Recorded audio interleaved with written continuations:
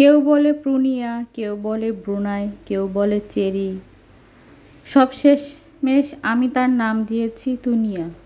আমার নামের নাম যাও। যাই হোক বন্ধুরা, দুষ্টামি করলাম। আসসালামু আলাইকুম, সবাই কেমন আছেন? আশা করি সবাই অনেক ভালো আছেন এবং সুস্থ আছেন। আলহামদুলিল্লাহ আমরাও অনেক ভালো আছি। তো এর আগে আমি এই ইতালিয়ান বড়ই, আমরা যেটা নাম দিয়েছি বাঙালিরা, তো এটার যে একটা ভিডিও দিয়েছিলাম, আমার একটা ফ্রেন্ড, আমার খুব ক্লোজ ফ্রেন্ড, ও বলছিল যে এটা নাকি কাঁচি শোপিসের মতো দেখতে, চকচক করতেছে, একটু কেটে দেখাইতে।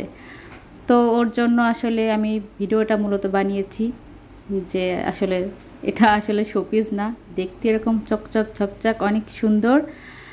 আর এবং এটি কেটেও দেখালাম যে দেখো তোমরা, এটা রিয়েল এবং এটা খেতে যে এত মজা, এত মজা, আমি আমার লাইফে মানে এর আগে আমি এত সুন্দর করে খাইনি। এটা শুধুমাত্র ওর জন্যই হয়েছে। ও যদি না বলতো যেটা কেটে দেখা, তাহলে আসলে আমি কাটতাম না আর এত মজা করেও খেতাম না, জাস্ট লবণ মরিচের গুঁড়া দিয়ে খেয়ে ফেলতাম। তো যাই হোক, আমি এখন সুন্দর করে সবগুলো কেটে নিচ্ছি। আর এরপরে হচ্ছে আমি আমার মন মতো মশলা দিয়ে তারপরে এটাকে মেখে খাবো। সত্যি কথা বলতে আমার এখনই আবার মুখে পানি চলে আসছে এটা দেখে। আমার কাছে মনে হয়েছে যে আমি পুরো বাংলাদেশের বড়ই খাচ্ছি, এত মজা লেগেছে। একদম টেস্ট পুরো বাংলাদেশের বড়ির মতন। আপনারা যারা এখনও খাননি এইভাবে মাখিয়ে, তারা অবশ্যই বাসায় ট্রাই করবেন। এখন তো মনে হয় শেষ, গাছে নেই। নেক্সট টাইম যখন হবে তখন আপনার অবশ্যই গাছ থেকে পেরে খেয়ে দেখবেন, এত মজা লাগে। মার্কেটে মনে হয় পাওয়া যায় এই ফলটা, আমি এখনও আসলে দেখিনি এইভাবে। দেখেছি এটার যে বড় সাইজেরগুলো আছে ওইগুলো দেখছি, বাট এই ছোটোগুলো দেখিনি। আর এখানে হচ্ছে আমি দিয়েছি আমার বোনের হাতের স্পেশাল বিট লবণ, নর্মাল লবণ, আর হচ্ছে কাশ্মীরি মরিচের গুঁড়া। উফ, জাস্ট অমাইক, আপনাদের বলে বোঝাতে পারবো না, এত মজা হয়েছে। আপনাদের মুখে পানি আসছে কিনা বলে যাবেন। আমার মুখে তো আবার পানি আসছে।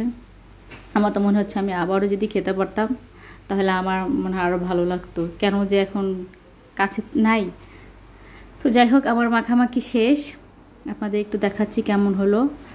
তো কয়েকবার খাওয়ার পর আমার হঠাৎ মনে হয়েছে যে এর মধ্যে যদি একটু ধনিয়া পাতা দেওয়া যায় তাহলে ফুল টু ফুল হচ্ছে একদম আমাদের দেশের বোরের মতো লাগবে। তো আমি তাড়াতাড়ি ফ্রিজ থেকে ধনিয়া পাতা নিয়ে আসছি। ধনিয়া পাতাটাও মাশাআল্লাহ দেশি ফ্লেভারে ধনিয়া পাতা ছিল, যার কারণে মানে পুরো একদম মাখো মাখো হয়ে গেছে। তো এখন আমি একটু ভিডিও করছিলাম সুন্দর করে আপনাদের সামনে পরিবেশন করার জন্য, দেখো কেমন হয়েছে।